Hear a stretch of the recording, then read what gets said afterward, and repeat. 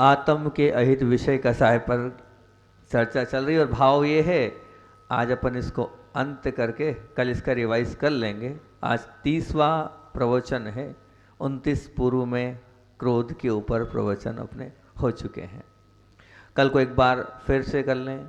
बहुत अच्छी बात बोली थी हमने कि रोग के प्रति हम सद्भाव, मतलब रोगी के प्रति हम सद्भाव बनाए रखते हैं, परंतु हम रोग के प्रति आक्रामक होते हैं, तब कहीं जाकर वो रोग हमारे शरीर से निकलता है।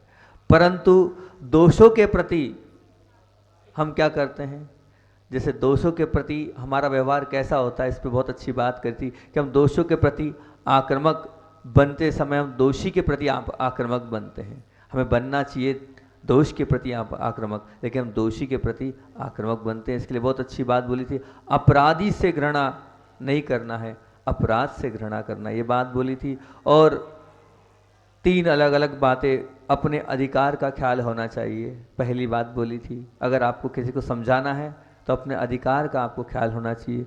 दूसरी बात बोली थी, स्वयं के पुण्य का आपको ख्याल होना चाहिए। और तीसरी बात बोली थी, सामने वाले की पात्रता का भी ध्यान होना चाहिए, क्योंकि पात्र होना अलग है और पात्रता होना अलग है। पात्र तो पदार्थवाचक है, लेकिन पात्रता गुणवाचक है। अगर हम ये ध्यान नहीं रहेंगे तो ध्यान रखना, इसमें हमें आवेश, आकुलता और क्रोध से अपने आप को वशीभूत रखना ही पड़ेगा। इन 3 चीज़ों को अपन ध्यान नहीं रखेंगे। अब और आगे अपन बढ़ते हैं। पूर्व में जो बात है उसी को और आगे बढ़ाते हुए, क्रोध यदि रोग है, अभिमान उसका कारण है। बहुत बार अपन इसको बोल चुके हैं। क्रोध यदि रोग है तो उस रोग का क्या कारण है, तो बोले अभिमान उसका कारण है। यदि अभिमान को दबाने की कुछ तरकीबें मिल जाएं तो निश्चित तौर से वो क्रोध भी समाप्त हो सकता है। हमारी बुद्धि में 2 परिणाम बहुत उपस्थित हैं। सबसे पहला परिणाम है अहंकार भाव और दूसरा है अपराध भाव। अहंकार भाव तो आप सब जानते हैं, स्वयं को अच्छा मिल जाए या सब स्वयं के कुछ अच्छा मिल गया है, या स्वयं का कुछ अच्छा हो गया, या स्वयं के लिए कुछ अच्छा सुनने को मिल जाए, तो आपकी बुद्धि तुरंत अभिमान से ग्रस्त हो जाती है। देखा मैंने किया है, देखा मेरा अच्छा हो रहा है। मतलब जो कुछ अच्छा मिला सुनने को, देखने को, आपके कारण, उसमें आपका अगर कुछ न कुछ सहयोग है तो तुरंत आप अभिमान से ग्रस्त हो जाते हैं और आप अभिमानी बन जाते हैं। आपके अंदर वो जो मान का शाह है वो सवार हो जाती है।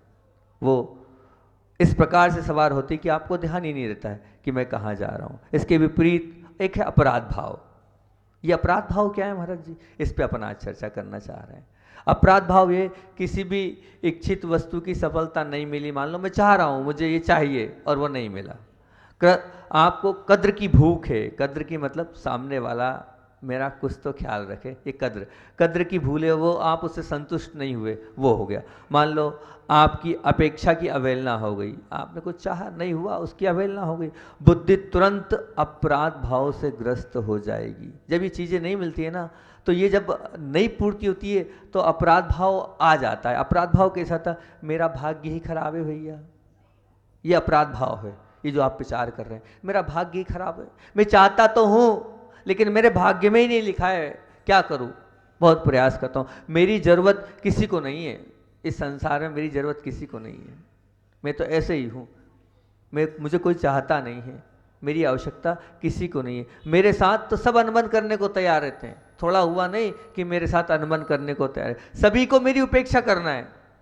कोई भी अपेक्षा में रख तो रहा हूं, लेकिन सब मुझे क्या, मेरे साथ उपेक्षा वाला व्यवहार कर रहे हैं। इसका परिणाम क्या आता है कि जब हमारे भाव ऐसे कालुषित होते हैं, तब हमारे अंदर वो जो अंदर जो भाव है वो अपराध भाव जागृत होता है। अहंकार की जो, एक बात ध्यान रखना, अहंकार की तो पुष्टि होती रहती है तो उसमें तो कुछ नहीं होगा, अपनी बुद्धि बहुत आगे बढ़ जाएगी। लेकिन परंतु क्या होगा, जब ये अहंकार टूटता है, अहंकार टूटता है, तब मन अपराधग्रस्त होता है। एक तो होता है अभिमान, और एक होता है वो अभिमान जब टूटता है तो वो जो मन और जो बुद्धि है वो अपराधग्रस्त होती है। वैसे ही जब वो बुद्धि अपराधग्रस्त होती है तो अंदर ही अंदर व्यक्ति क्रोधाविष्ट हो जाता है, वो बाहर भले क्रोध नहीं कर पा रहा है, लेकिन उसके अंदर वो क्रोध है, और वो उसके बाद फिर वो अंदर ही अंदर अपने आप से लड़ना झगड़ना करता है, और वो लड़ाई एक ना एक दिन तो बाहर आती है और उस वातावरण को वो क्रोधमय बनाती है।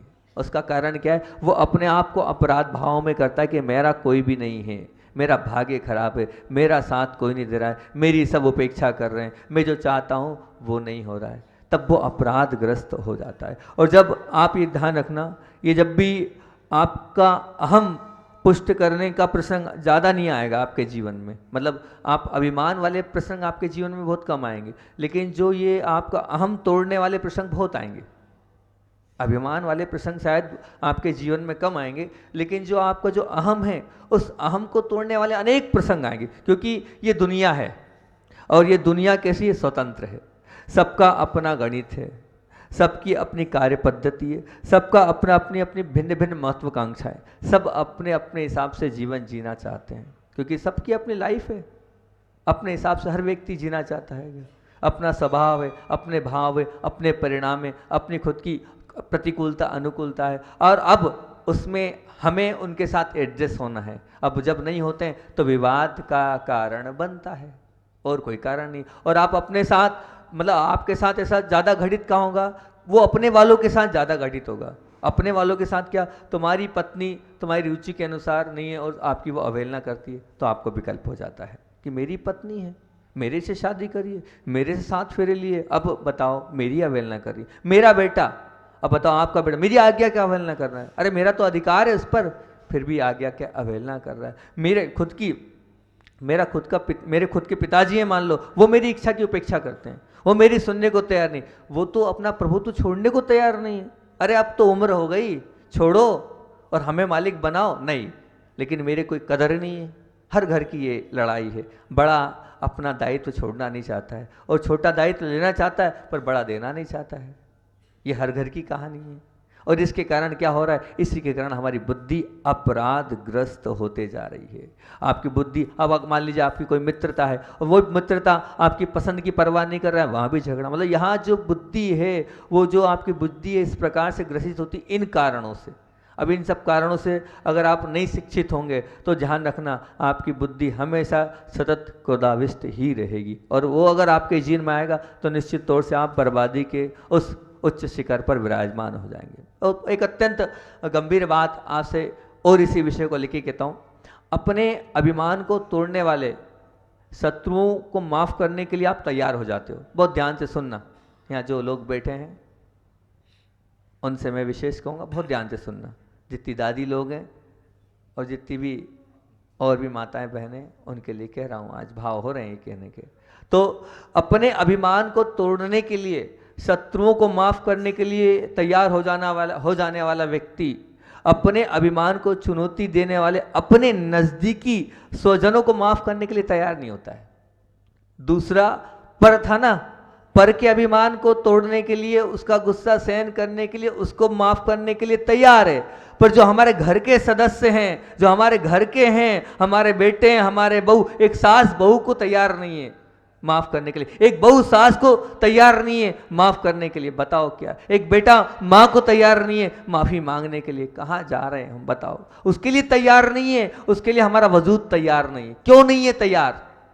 हम कहाँ जा रहे हैं? अरे क्या भरोसा कल का आप यहाँ से घर जाओ और घर जाते ही कुछ हो जाए आपको, तो मैं ये नहीं कह रहा कुछ हो, आपको कुछ हो जाए तो वो शल्य लेके कहाँ जाओगे आप? अरे छोड़ो भैया, आप तो महान बन जाओ, सामने वाला क्षमा करे चाहे ना करे, आप तो क्षमा मांग लो कि मैंने तेरे से क्षमा मांगी भैया, मेरा अपराध क्षमा करना, और मैंने तुम्हें क्षमा किया। आप तो निर्विकल्प हो जाओ, कोई भरोसा नहीं समय का। अपनी शल्य को समाप्त करो और क्षमा मांगो। और पहली बात तो ये, कर्तव्य तो होता है छोटों को बड़े से मांगने का कि आप माने, और अगर मान लो छोटा नहीं बड़ा बन रहा है तो आपका बड़प्पन है कि आप छोटे बन जाओ और आप मान लो महान आप कहलाओगे। जो बड़ा मांगेगा आगे रखे वो महान कहलाएगा। अपन 30 दिन हो गए आज सुनते सुनते, 30वां प्रवचन है। अगर थोड़ा बहुत भी अगर आपके मन में ऐसा लगता है कि हाँ मुझे इस शल्य को खत्म करना है और मेरा मरण सुमरण करना है, समाधि मरण करना है, तो शल्य को समाप्त कर दो, अपनी तरफ से शल्य को समाप्त कर दो, अपनी तरफ से सामने वाले को क्षमा कर दो और क्षमा मांग लो। तो आपका जीवन बहुत ऊंचा उठ जाएगा। इसका परिणाम आप ये मान के चलना, नहीं करोगे तो ध्यान रखना क्या होगा, आप अपने स्वजनों के साथ, अपने वालों के साथ क्षमा याचना नहीं करोगे तो मान के चलना आपका पूरा जीवन ताउम्र आप तनावग्रस्त रहोगे, मरते दम तक तनावग्रस्त रहोगे और दुखी रहोगे और साथ साथ में यातना से पिलते रहोगे और तो और पीड़ा का ही अनुभव करोगे अंत समय तक। इस पीड़ा को क्यों साथ लेके जा रहे हो? वैसी तो संसार में अनेक कष्ट हैं, ये पीड़ा आप साथ क्यों ले जा रहे हो? क्षमा करो और क्षमा करने के बाद स्वयं के अंदर से क्षमा भी निकालो कि हाँ मैं तो अपने अंदर से आपको क्षमा करता हूँ और आप भी मुझे क्षमा करें। ऐसे भाव से अगर आपका जीवन और ऊंचा उठ जाएगा। भाव है, परिणाम है। एक परिवार आज आया था तो ये भाव बोलने के हो गए कि आज पहले इस बात को बोलना है। मुझे विश्वास है अगर आपको देव शास्त्र गुरु पर विश्वास है तो गुरु की बात मानकर आप तो क्षमा मांगो, आप तो अंदर का क्रोध निकालो, क्योंकि अगर आप देव शास्त्र गुरु की बात नहीं मान रहे तो फिर किसकी मानोगे? पंच परमेष्ठी शरण भूत हैं और आप पंच परमेष्ठी यहाँ से कह रहे हैं कि आप ये करो करो और फिर भी अगर आप क्षमा नहीं मांगते हो और क्षमा नहीं करते हो तो मान के चलना आप धर्मात्मा नहीं हो, आप अधर्मात्मा हो।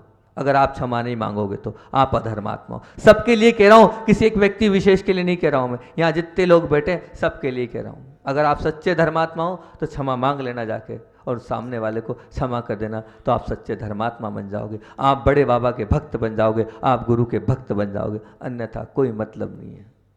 अन्यथा ये मान के चलना व्यर्थ है आपका यहाँ पूजन करना और प्रवचन सुनना और बड़े बाबा की भक्ति करना, कोई मतलब नहीं है आपके दान पुण्य से। अरे वो दान पुण्य करो जो अंदर है, वास्तविक दान पुण्य तो वो हैगा। मन की सरलता, सहजता, और ये अगर नहीं है तो क्या पूजन करना और क्या दान करना और क्या भक्ति करना, कोई व्यर्थ है सब वो दान पूजन। अगर मन के अंदर समता परिणाम नहीं है, सरलता और सहजता नहीं है तो वो नहीं मांगे तो मत मांगना। मुझसे ये मत कहना आके महाराज जी मैं तो तैयार था, सामने वाला तैयार। सामने वाले से क्या लेना देना? सामने वाला आप अपने अनुसार चलो ना, सामने वाले के साथ आप क्यों चल रहे हो? सामने वाले को वो तो मतलब आप दूसरे की मशीन हो क्या कि आपको सामने वाला खटका दबाएगा और आप चलोगे? नहीं, आपका जीवन तो आपके हाथ में, आप अपने हिसाब से चलो ना। इसलिए आज विशेष तौर से अंतिम दिन है क्रोध के ऊपर, कल तो इसका अपन रिवाइज कर लेंगे तो 31 प्रवचन हो जाएंगे।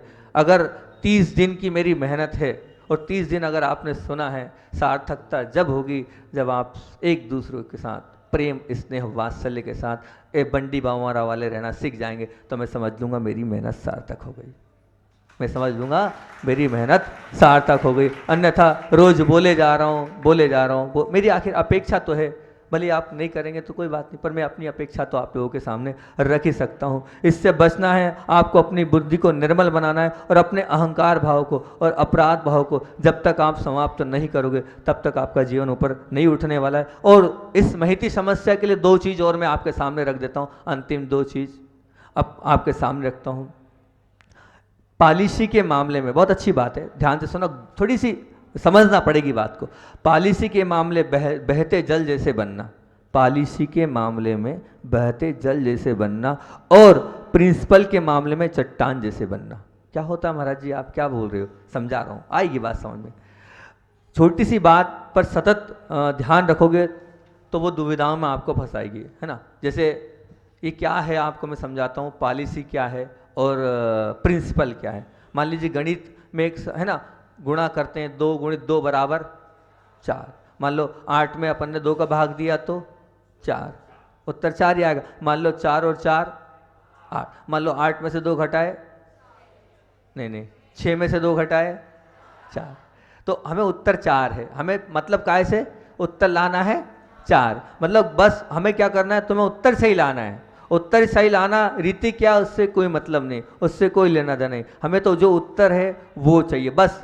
इसी प्रकार से मैं ये कह रहा हूँ कि आत्मीय संबंध टिकाना, आत्मीय संबंध टिकाना, उसमें कुछ भी करना पड़े तो कर जाओ, फिर भी उसमें कोई समझौता नहीं करो, किसी प्रकार का कोई समझौता मत करो। तो अब क्या, अगर आपका प्रिंसिपल क्या है, आत्मीय संबंध बनाना, आपका प्रिंसिपल क्या है, आत्मीय संबंध बनाना, और उसमें पॉलिसी कुछ भी करो। पॉलिसी मतलब गणित कोई सा भी लगाओ, 4 दूनी 8 लगाओ कि 6 और 2 8 लगाओ, कुछ भी लगाओ, मतलब 8 में से आप भले भाग करो तो 4 आए, चाहे आप उसमें जोड़ करो 4 आए, जैसे भी हो हमें तो चार चाहिए। तो हमें क्या चाहिए? आत्मिक संबंध चाहिए। अब आत्मिक संबंध चाहे जैसे बनाना हो, व्यवसायिक क्षेत्र में प्रवेश करने वाला कोई व्यक्ति होता है ना, तो वो क्या करता है, वो अपनी योजना रखता है। योजना मतलब वो अपनी पॉलिसी रखता है। अब पॉलिसी मान लो उसकी फेल हो गई, तुरंत वो बदल देता है।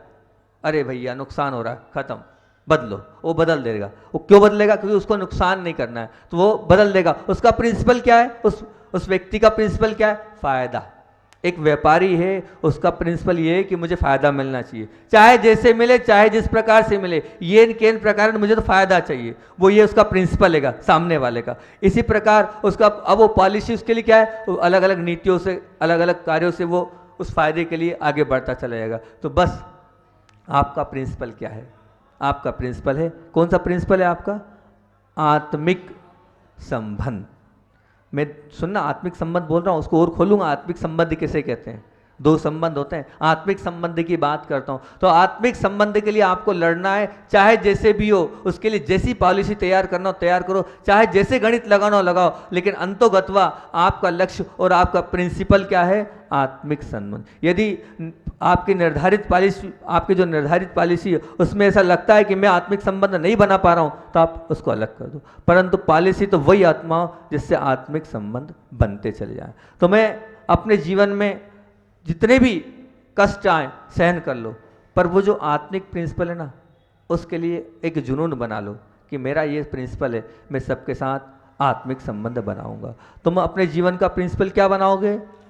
राग द्वेष होने, जो राग द्वेष होते हैं वो अगर हमारे जीवन में आत्मिक, मतलब राग और द्वेष को समाप्त कर कर उन आत्मिक संबंध की बात कर रहा हूँ। मतलब कैसा हुआ?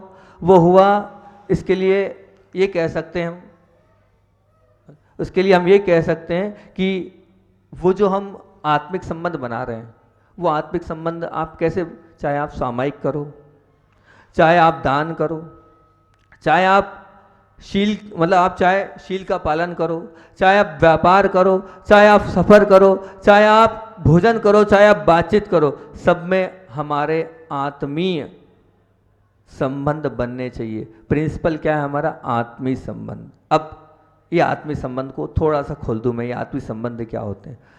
संबंधों में ये जी निजता केंद्र स्थान पर होती है। निजता, निजता मतलब, निजता से तात्पर्य वो निजता राग का शिकार बनेगी अथवा द्वेष या गठान का शिकार बनेगी। परंतु जहाँ आत्मीयता होती है ना, वहाँ आत्मीयता में राग और द्वेष नहीं होता है। ये आत्मीयता क्या है? आत्मीयता से मतलब जीव मात्र के प्रति वात्सल्य भाव, वो है आत्मीयता। आत्मीयता क्या है? जीव मात्र के प्रति प्रेम और वात्सल्य भाव, ये है आत्मीयता। इस आत्मीयता की बात आपसे मैं कर रहा हूँ। हमारे लिए हमारे परिवार ही प्रमुख नहीं है, हमारे लिए हमारा मोहल्ला ही प्रमुख नहीं है, हमारे लिए हमारी समाज ही प्रमुख नहीं है, हमारे लिए हमारा नगर ही प्रमुख नहीं है, हमारे लिए हमारा जिला या यही प्रमुख नहीं है। हमारे लिए तो जीव मात्र, एक इंद्रिय से पंचेंद्रिय तक, सबके लिए हमारे अंदर प्रिंसिपल क्या होगा? राग द्वेष से रहित होना। हमें राग द्वेष किसी से नहीं करना, ये हमारा प्रिंसिपल होना चाहिए। उसके लिए आप कोई सी भी पॉलिसी अपनाओ तो आप सफल बनते ही चले जाओगे। जहाँ राग द्वेष नहीं है, ऐसी आत्मीयता है, तो वहाँ एक प्रेम उपजेगा। वो जो प्रेम है, वो प्रेम क्या है? वो प्रेम ऐसा होगा कि अगर उसके कारण अगर कोई पदार्थों का आपका नुकसान भी हो जाएगा तो आप झेल लोगे, सब गौण हो जाएगा, अपेक्षा पूर्ति आपकी नष्ट हो जाएगी, और अहम की भी उपेक्षा हो रही है तो आप सहजता से उसको सहन कर लोगे। लेकिन क्या होना चाहिए? आत्मीय संबंध आपके बढ़ते चले जाएं, ऐसे परिणाम आपके होना चाहिए, तब तो आपका कल्याण हो पाएगा, तब तो आप और आगे बढ़ पाओगे। मेरे भाव हैं कि आपका प्रिंसिपल क्या हो। मैं कभी भी आपसे पूछूं कि भैया आपके जीवन का प्रिंसिपल क्या है, तो आपको एक ही जवाब देना है, आत्मीय संबंध। और आत्मीय संबंध में राग द्वेष नहीं है, ध्यान रखना। उसमें क्या है? जीव मात्र के प्रति माध्यस्थ भाव है, जीव मात्र के प्रति वात्सल्य भाव है, ये उसका फंडा है। हमें किसी से कोई लेना देना नहीं है, ये हमारे भाव हैं। एक पहले में परसों आप लोगों ने बहुत अच्छे से पिछी परिवर्तन किया, हमें तो अच्छा लगा पिछी परिवर्तन। आपको लगा या नहीं लगाओ, हमें तो बहुत अच्छा लगा, क्योंकि हमने उस दिन भी आपसे कहा था कि पहले दिन भी कहा, अभी भी कह रहा हूँ, आखिरी तक कहूँगा, मैं किसी एक व्यक्ति से जुड़ने के भाव से नहीं आया, मैं तो पूरे बामोरा से जुड़ने के भाव से आया था। अब अब पीछे के सबके भाव थे, चाहे वो पिंटू के लो, चाहे वो अपने रानू भैया के लो, चाहे कोई सभी, चाहे वो अपने नीटू भैया के लो, चाहे अनुभव भैया के लो, चाहे सबके भाव थे। अब मैं किसको दूं और किसको ना दूं, इसलिए मैंने आप सबके लिए, हाँ हमारा वीर के बहुत भाव थे, बहुत रोया बता रहा है वीर, 2 घंटे रोया। ये मौका उसको दिया था, तू निकाल ले, निकाल सकता है। सबके भाव थे, उसमें से भाव से जिसका निकला उसका पुण्य था, उसका निकल गया। आप लोग विशुद्धि बढ़ाओ। मैंने पिछली बार भी कहा था कि जिन लोगों ने पीछे दी है या पीछे ली है, प्रतिवर्ष उनको मौका मिलेगा, अगले वर्ष वो आएंगे, फिर से पुनः उनको मौका मिलेगा। और जो पीछे देने वाले, हर वर्ष पीछे देने का मौका तो उनको मिलेगा ही मिलेगा। उपकरण दान का मौका प्रति वर्ष मिलेगा उनको। ये मत मानना हम महाराज जी ने नियम दे दिए अब क्या है, पीछे मिली नहीं, आपने पीछे दी तो है, और साथ साथ में हर वर्ष पीछे आपको देने को मिलेगा। मैंने उस दिन कहा था, प्रवचन सागर जी महाराज जी ने यही कहा है, आगम में उपकरण दान का महत्व है। काय का महत्व है? उपकरण दान का महत्व है। उपकरण दान का इस महत्वपूर्ण होता है, पीछे लेने का कोई महत्व नहीं है। ये तो जड़ वस्तु है, ये तो रखा जाएगी आपके घर में, पर देने का आप अच्छा जितने वर्ष हो उतने वर्ष तक देते रहना। मेरी तरफ से तो पूरी छूट है, एक टिकट में बार बार मजे लो, आप हमेशा मजे लो।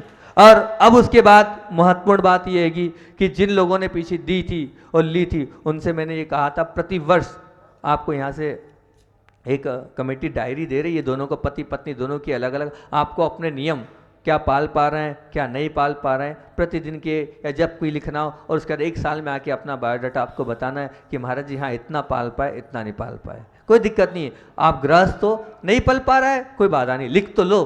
पाप को पाप मान लो, आचार्य जी कहते हैं हमने गलत किया, उसको लिख लो कि हाँ मैंने गलती करी है, वहीं धुल गया आधा तो वो, और गुरु के सामने कह दिया, कहने से ही धुल गया। और गुरु जी ने अगर कुछ बता दिया कि हाँ इतना कर लेना, समाप्त, वहीं बरी हो जाएगा। तो मैं आपको आपके जीवन को बरी होने के लिए वो आपको दे रहा हूँ, वो मैं नहीं दे रहा हूँ, मतलब कमेटी दे रही है आपको, तो आप उसको ग्रहण करो और उसमें लिखते जाओ, उससे आपकी विशुद्धि बहुत बढ़ेगी। और आपके अंदर लिखने के पहले आपका अपने आप हाथ डरेगा, अरे अब नहीं लिखना, आप पाप से अपने आप डरते चले जाओगे, अपने आप कम होता चले जाएगा आपका पाप, और आप निश्चित आप अपने को पाप ही तो कम करना है, यही तो अपने भाव है, यही तो अपने खुद के परिणाम है। तो ये चीज़ आज हो रही है। दूसरी चीज़, हमने एक श्रृंखला चालू करी थी आचार्य श्री पर, उसको और बोल दें, आचार्य भगवान पर रोज एक कारिका या एक गाथा, जो 10, 12, 13 कारिकाएँ गुरु जी की है, तो 13 दिन तक वो कारिकाएँ चलेगी। वो कारिकाएँ आपके सामने रख रहा हूँ, जो निचोड़ है पूरे अध्यात्म का, वो आपके सामने रख, जो सब कुछ है वो आपके सामने रख रहा हूँ। 2, 3, 4 मिनट में वो रख दूंगा और अपनी बात को ख़त्म करके आप लोग तैयार है ना उसके लिए ना। आचार्य श्री की दूसरी कारिका छत्र चूड़ामणि ग्रंथ की हैगी, 78 नंबर की पहले सर्ग की कारिका, बहुत प्रिय गाथा ये 78 नंबर की वो कारिका। कोहम की दगुण क्वत्य किम प्राप्य किम निमित्त का इत्युहम प्रत्यहम नोचेद स्थाने ही मतिर्भवेत। ये कारिका है छत्र चूड़ामणि की, इसका अर्थ बताता हूँ। ये कारिका अगर आप रोज करो तो आपका जीवन सार्थक हो जाएगा। बहुत अच्छी कारिका है। देखो यहाँ क्या है, को हम, मैं कौन हूँ, अपने आप से प्रश्न पूछना है आपको। क्या पूछना है? मैं कौन हूँ। आचार्य जी ने कहा था, इस कारिका पे मैं एक दिन पूरा ध्यान किया था, 12 से 13, 14 घंटे सिर्फ इसी पे ध्यान किया था आचार्य जी ने, बहुत पहले राजस्थान में। बोले पूछो को हम, मैं कौन हूँ, कहाँ से, अब फिर क्या, किद गुणा, कैसे कैसे गुण वाला हूँ मैं, मेरे अंदर कौन कौन से गुण हैं। पूछो अपने आप से कि मेरे अंदर कौन कौन से गुण हैं। क्वत्यः, कहाँ से आया हूँ, मैं किधर से आया हूँ, कौन सी पर्याय से आया हूँ, देव पर्याय से आया हूँ, नरक पर्याय से आया हूँ, त्रियंश पर्याय से आ रहा हूँ। क्वत्यः, कहाँ से मैं आया हूँ। और फिर क्या है, किम प्राप्य, किस वस्तु को प्राप्त करने वाला हूँ। आखिर मुझे क्या प्राप्त करना है, और प्राप्त करना है तो क्या मैं उसके योग्य कार्य कर रहा हूँ। मुझे करना है मोक्ष की प्राप्ति, तो क्या मैं मोक्ष की प्राप्ति कर रहा हूँ, क्या मेरे कार्य मोक्ष की प्राप्ति के योग्य हैं, मैं कितना मोक्ष की प्राप्ति के लिए और अग्रसर हूँ। किम प्राप्य, क्या मेरा प्राप्त करने का लक्ष्य है, वो आपको करना, वो आपको। फिर क्या बोला, किम निमित्त कह, किम निमित्त कह मतलब किस हेतु पैदा हुआ हूँ, आखिर मैंने मनुष्य पर्याय ली है, इस मनुष्य पर्याय की सार्थकता क्या होगी, क्या मैं पाप करके सार्थकता कर पाऊंगा, क्या मैं यहाँ पर गलत कार्य करके अपनी सार्थकता कर पाऊंगा। किम निमित्त का, ऐसा इत्तोहम प्रत्यहम नोचेद, इस प्रकार की वहाँ प्रति अहम प्रतिदिन मुझे करना चाहिए। अगर मैं इस प्रकार से रोज अपने आप से नहीं पूछूंगा तो कहाँ मैं, मेरी बुद्धि अयोग्य कार्य में प्रवृत्त हो जाएगी। अपने आप को अयोग्य से बचाना है और योग्यता में लगाना है तो रोज ये 5 प्रश्न अपने आप से पूछना है। मैं कौन हूँ, कैसे गुण वाला हूँ, दूसरा प्रश्न। तीसरा, कहाँ से आया हूँ, तीसरा प्रश्न। और किस वस्तु को प्राप्त करने वाला हूँ, चौथा प्रश्न। और पांचवा प्रश्न क्या है, किस, कहाँ से आया हूँ, पांचवा प्रश्न क्या है, किस वस्तु को प्राप्त करने वाला हूँ और किस हेतु पैदा हुआ हूँ। फिर से रिवाइज करूँ, 5 गुण को अगर नई गाथा याद कर पा रहे हो, ये 5 प्रश्न याद कर लो कि ये 5 प्रश्न रोज 2 मिनट के लिए पूछूंगा मैं अपने आप से कि हाँ ये प्रश्न। कौन सा, मैं कौन हूँ, कैसे गुण वाला हूँ, मैं कौन हूँ। अपने गुण देखना आप कि मेरे अंदर क्या गुण है कि नहीं, कितने हैं, किस प्रकार के गुण है। मैं कौन हूँ, मैं कैसे गुण वाला हूँ। आचार्य श्री की सबसे फेवरेट गाथा है, मैं कौन हूँ, कैसे गुण वाला हूँ, कहाँ से आया हूँ। आखिर आया हूँ तो कहाँ से आया हूँ, कहाँ से आया हूँ, किस वस्तु को प्राप्त करने वाला हूँ। मुझे क्या प्राप्त करना है, आपका लक्ष्य तो होगा, और फिर वो प्राप्त कर पा रहा हूँ कि नहीं, उस पर चिंतन करना। और किस हेतु पैदा हुआ हूँ, किस हेतु पैदा हुआ हूँ। ये 5 चीज़ें, 5 प्रश्न प्रतिदिन आप अगर पूछोगे अपने आप से तो ये मान के चलना आपका जीवन सार्थक हो जाएगा। अपने आप आपके पाप समाप्त होते चले जाएंगे। अच्छा, इसी बोले ज़्यादा कुछ नहीं करना है, ये गाथाएं आप 10-12 याद कर लो, चिंतन करते रहो, आपका जीवन तो यूं ही ऊपर उठ जाएगा। तो इस भाव से आज का जो था वो मूलतः क्या था, 2 बातें प्रमुख थी। कौन कौन सी, अपने जीवन में पॉलिसी ऐसी तैयार कर लें जो प्रिंसिपल के योग्य है ना, जो आपका लक्ष्य है उसकी ओर आपकी पॉलिसी होगी तो आप बढ़ जाओगे। और दूसरी बात क्या बोली थी, अपराध भाव अपने जीवन में मत रखना। जो अपराध भाव आपके जीवन में घर कर गया है उस अपराध भाव को आप बाहर निकाल देना तो आपका जीवन सार्थक हो जाएगा।